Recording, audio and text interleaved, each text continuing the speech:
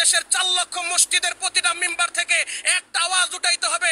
ওই যে সমস্ত পাশের রাষ্ট্র ভারত দাদাবাবুরা আমাদেরকে রাতের অন্ধকারে পানি ছেড়ে দিয়ে আমার দেশের লক্ষ লক্ষ মানুষের জীবন কেড়ে নিয়েছে, মানুষকে আজকে রাস্তায় নামিয়ে দিয়েছে। আজকে মানুষের টাকা থাকার পরেও খাবার পায় না, নিজের জান নিয়ে ঝুঁকি। ওই দাদাবাবুদের ফারাক্কাবাদের তিস্তা চুক্তি আমরা যুগের পর যুগ শুনতেছি। এরকম ডাকাতদের যেখানে পাওয়া যাবে সেই জায়গায় ছাত্ররা গণধোলাই দেন এদেরকে। আর চুক্তি মুক্তি আমরা চাই না, সরাসরি ফারাক্কার পরিবর্তে আর একটা বাংলাদেশের পক্ষ থেকে বাঁধ নির্মাণ করতে হবে। ক্ষমতায় আছে ছাত্র সমাজ, এখন কিন্তু স্বৈরাচার ক্ষমতায় নাই। এই জন্য যেহেতু ছাত্র সমাজ ক্ষমতায় আছে, আমি ছাত্র সমাজকে বলবো এই মানুষের পাশে, দেশের পাশে আপনারা যারা ডাকাতি করছে এদেরকে উৎখাত করুন, এদের বিরুদ্ধে আপনারা ব্যবস্থা নিন। আমরা আসছি আর আপনারা করতেছেন ডাকাতি। আমি ছাত্র সমাজ ভাইদেরকে বলবো অতি তাড়াতাড়ি আর্মি ভাইদেরকে দিয়ে এদেরকে সাহায্য করেন, এবং যারা দ্রব্যমূল্যের দাম এই সুযোগে সদ্ব্যবহার করে বাড়ায় দিছে তাদেরকে অতি তাড়াতাড়ি আইনের আওতা আনা হোক। যেই কোম্পানি হোক, যেই বাপের বেটাই হোক, যারা ডাকাতি করেছে এরা কখনো মানুষ হতে পারে না, এরা অমানুষের বাচ্চা।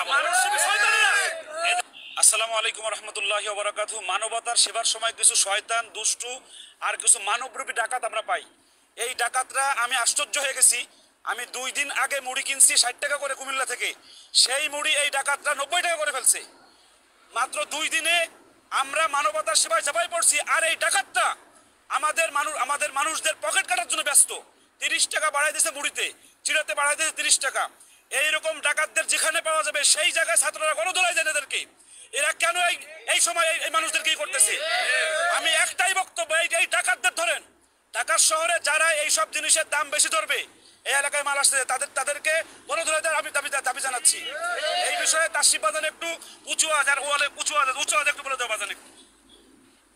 আসলে কথা বলার মতো এরকম শক্তি নাই। এরপরেও এই মুহূর্তে বন্যার এই ভয়াবহ অবস্থায় সবার প্রয়োজন ছিল সবাই বেশি বেশি মানুষের কাছে এগিয়ে আসা। রাসূল সাল্লাল্লাহু আলাইহি ওয়াসাল্লামের তরিকা অনুযায়ী সবাইকে দাম কমিয়ে দেওয়া দরকার ছিল।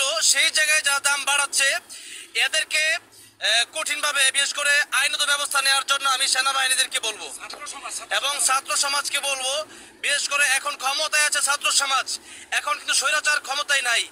এই জন্য যেহেতু ছাত্র সমাজ ক্ষমতায় আছে, আমি ছাত্র সমাজকে বলবো এই মানুষের পাশে, দেশের পাশে আপনারা যারা ডাকাতি করছে এদেরকে উৎখাত করুন, এদের বিরুদ্ধে আপনারা ব্যবস্থা নিন।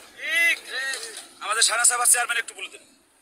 আমি যেটা খুবই উদ্বেগের সাথে জানাচ্ছি তা হলো, আপনারা শুনেছেন গতকালকে এই যে আমরা গিয়েছি সেখানে বারুইয়ারহাট এবং লালপোলের মাঝামাঝি জায়গা প্লাবিত হয়ে মানুষের গলার সমান পানি উঠে গেছে হাইওয়ের উপরে।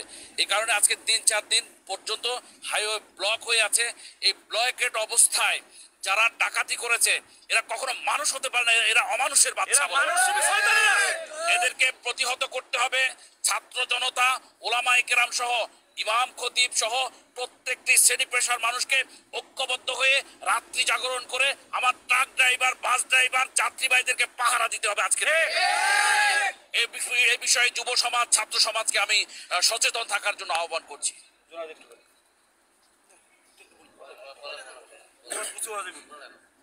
একটা সময়ে আমাদের দেশে স্বৈরাচার ছিল, যে স্বৈরাচারের কারণে অনেক কথা বলতে পারে নাই। এখন তো ছাত্র সমাজ নেতৃত্ব দিচ্ছে। আমি আশা করি আগে যে ব্যবসায়ীদের সিন্ডিকেটটা ছিল, এই সিন্ডিকেট ভেঙ্গে চুরমার করে দিতে আমাদের ছাত্র সমাজরাই কাফি। এরা যদি উদ্যোগ নেয়, আমি আশা করি এই সমস্ত মানুষরূপী শয়তানদেরকে উৎখাত করা যাবে বাংলাদেশ থেকে ইনশাআল্লাহ। আসলে কি বলবো, বলার ভাষা নাই। আমরা আসছি এত কষ্ট করে, মাথার ঘাম পায়ে ফেলে আপনাদের কাছে ত্রাণ নিয়ে আসছি। ত্রাণ বলবো কি, হাদিয়া নিয়ে আসছি। আর আপনারা এলাকার মানুষ এই সময়, বিপদের সময় ডাকাতি করছেন। ডাকাতি তো 2 প্রকার হয়। একটা হয় মানুষের সুযোগে সদ্ব্যবহার করে টাকা হাতিয়ে নেয়া। তার ভিতর সবচেয়ে বড় আমি ছাত্র সমাজ ভাইদেরকে বলবো, যখন তোমরা এই বাংলাদেশকে একটা সুন্দর একটা নতুন সরকার তোমরা নিজেরা উপহার দিয়েছো, বাংলাদেশের মানুষের গণ অধিকার ফিরিয়ে দিয়েছো, তোমরা এই অধিকারটা ফিরিয়ে দাও। যেই ডাকাতের দল এই দ্রব্যমূল্যের দাম বাড়িয়ে আজকে আমাদেরকে কষ্ট দিচ্ছে, আমাদেরকে মানুষের পাশে দাঁড়াবার জন্য সুযোগ না করে দিচ্ছে, এদের পাশে একবার উৎখাত করে দিয়া। এবং যেই বাড়িগুলা লুট করা হচ্ছে, আমরা যেখানে গেলাম লামপুর, আমি শুনলাম এই রাত্রেও ডাকাতি হয়েছে। আমরা আসে এত কষ্ট করে লাখ লাখ টাকা নিয়ে ত্রাণ দিতে, আর আপনারা এখানে ডাকাতি করেন, আল্লাহ এদের পর আপনি গজব নাজেল করেন। যারা এত কষ্ট করে আমরা আসছি আর আপনারা করতেছেন ডাকাতি, আমি ছাত্র সমাজ ভাইদেরকে বলবো অতি তাড়াতাড়ি আর্মি ভাইদেরকে দিয়ে এদেরকে শায়েস্তা করেন, এবং যারা দ্রব্যমূল্যের দাম এই সুযোগে সদ্ব্যবহার করে বাড়ায় দিছে তাদেরকে অতি তাড়াতাড়ি আইনের আওতা আনা হোক। যেই কোম্পানি হোক, যেই বাপের বেটাই হোক, যেখানে বসে হোক, তাদের বিরুদ্ধে আইনতভাবে ব্যবস্থা নেওয়া হোক। এই উদারত আহ্বান আমি সরকারকে জানাচ্ছি, ছাত্র সমাজ ভাইদেরকে আমি উদারত আহ্বান করতেছি। আল্লাহ আমাদের সবাইকে তৌফিক দান করুন। সর্বশেষ যেহেতু সবাই কথা বলছেন, শাহেখ ইলিয়াসুর রহমান জিহাদি, বাংলাদেশের উজ্জ্বল নক্ষত্র, জুবাইর আহমদ তাশরিফ, কারি আবু রায়হান, শানে সাহাবার চেয়ারম্যান এবং মুফতি আব্দুল কাইয়ুম মোল্লা, যিনি হাফেজ গড়ার কারিগর, সাথে আছেন আমার স্নেহের অত্যন্ত মহব্বতের মানুষ জুনায়েদ আল হাবিব সহ, বাংলাদেশ মানব কল্যাণ পরিষদের মহাসচিব মাওলানা রমজান মির শফিক সহ, আমি আজকে সকলের মাধ্যমে একটা মেসেজ দিতে চাই। যেই সমস্ত অসাধু ব্যবসায়ীরা সুযোগে সদ্ব্যবহার করে, সিন্ডিকেট করে, আমি একটা চিরার বস্তা মূল্য করেছি 1300 টাকা, 5 মিনিট পরে যখন ওই দোকানে আবার আসছি, মুড়ির দোকানে কথা বলে চিরার দোকানে আবার আসার পরে প্রতি বস্তা প্রতি 200 টাকা বাড়াইছে। তারে যখন প্রতিবাদ করলাম, প্রতিবাদ করার পরে বিকেলবেলা আবার যখন মাল আনতে গেছি আমরা বৃহস্পতিবার, আমাদের কেরানীগঞ্জ জিঞ্জিরাতে দেখি বস্তা প্রতি 500 টাকা বাড়াইছে শুধু এক চিরা। মুফতি আব্দুল কাইয়ুম মোল্লা সাহেব তিনি বলছেন এই জায়গা আসার পরে তারা তো 3 দিন যাবত এই ফেনীতে আছেন, 3 দিন আগে তারা যেই মুড়ি কিনছেন 60 টাকা, আজকে সেই মুড়ি 90 টাকা রাখা হয়। এই সমস্ত অসাধু ব্যবসায়ীদেরকে ছাত্র জনতার মাধ্যমে গণদোলাই করতে হবে, কথা বলেন। পরিশেষে আরেকটা মেসেজ আমরা দিতে চাই, শানে সাহাবার কাউন্সিলর সহ, চেয়ারম্যান সহ এবং আর রায়হান পরিবারের সদস্য, আর রায়হান পরিবারের প্রতিষ্ঠাতা চেয়ারম্যান সহ, বাংলাদেশ মানব কল্যাণ পরিষদের প্রধান উপদেষ্টা সহ সকলের মাধ্যমে আরেকটা মেসেজ দিতে চাই। ছাত্র জনতার মাধ্যমে আরেকটা আওয়াজ আমাদেরকে উঠাইতে হবে।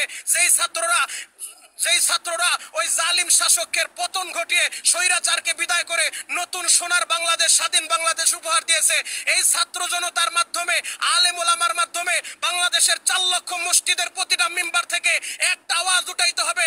ওই যে সমস্ত পাশের রাষ্ট্র ভারত দাদা বাবুরা আমাদেরকে রাতের অন্ধকারে পানি ছেড়ে দিয়ে আমার দেশের লক্ষ লক্ষ মানুষের জীবন কেড়ে নিয়েছে, মানুষকে আজকে রাস্তায় নামিয়ে দিয়েছে, আজকে মানুষের টাকা থাকার পরেও খাবার পায় না, নিজের জান নিয়ে ঝুঁকি। গতকালকে দেখেছেন আব্দুল কাইয়ুম মোল্লা, ওলামায়ে কেরাম সহ তারা হেলিকপ্টারের মাধ্যমেও বাচ্চা উদ্ধার করেছে, মানুষদেরকে উদ্ধার করেছে। ওই দাদা বাবুদের ফারাক্কাবাদের তিস্তা চুক্তি আমরা যুগের পর যুগ শুনতেছি, আর চুক্তি মুক্তি আমরা চাই না, সরাসরি ফারাক্কার পরিবর্তে আর একটা বাংলাদেশের পক্ষ থেকে বাঁধ নির্মাণ করতে হবে। এই মুহূর্তে বাংলাদেশকে রক্ষা করতে হলে প্রথম অন্তর্বর্তী সরকারের প্রতি, অন্তর্বর্তী উপদেষ্টাদের প্রতি, আমাদের ছাত্র জনতার, ওলামায়ে কেরামের, আপামার জনসাধারণের একটা দাবি থাকবে, আপনারা প্রয়োজন বোধে আলাদা একটা গণচাঁদার ব্যবস্থা করেন। যেই সমস্ত মেহনতি মানুষেরা তাদের ঘাম ঝরানো অর্থ দিয়ে, প্রবাসীরা রেমিডেন্স পাঠিয়ে প্রয়োজনে আমাদের ওই ফারাক বাঁধের যেই বাঁধ আমরা নির্মাণ করব, ওই বাঁধের জন্য আলাদা একটা অ্যাকাউন্ট করেন, পাবলিক প্লেস করে দেন। আমার দেশের রিক্সা চালক থেকে শুরু করে, আমার দেশের সুইপার থেকে শুরু করে, আমার দেশের রেমিডেন্স যোদ্ধারা পর্যন্ত